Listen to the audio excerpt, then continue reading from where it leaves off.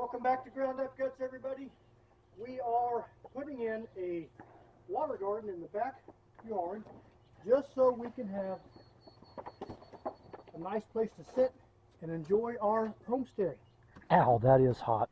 It is hotter than house kitchen, and I'm standing. Socks are not thick enough. Come out and start folding it as it fills. Oh, that feels good.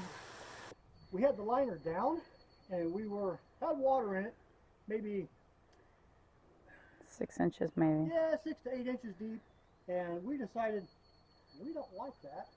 Well, actually, my wife decided we don't like it.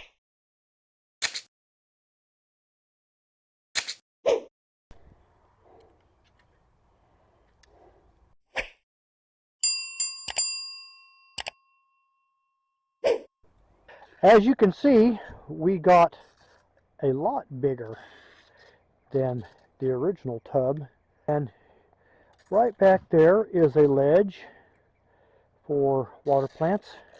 There's one right here. That end's about 2 foot deep, so we can sink our plants in the winter so they can overwinter. Grab some cattails in the ditch, like 2 miles from the house. Just went out and dug them up. They pretty much grow wild around here. They're going to be on the bog side. See the ledge right there? A big thank you to a neighbor, Ruthie, for these. Oh, they're huge. Look at Yes, the they size are. of that. Those are gorgeous. Healthy. This is going to block some sunlight.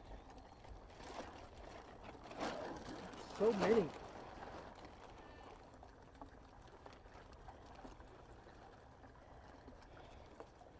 Now, what does blocking the sunlight do, sweetie? It keeps your algae down and keeps the water level, the temperature cool. What a blessing.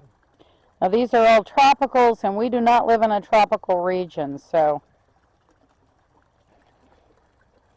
because we need 40 to 60% of water service.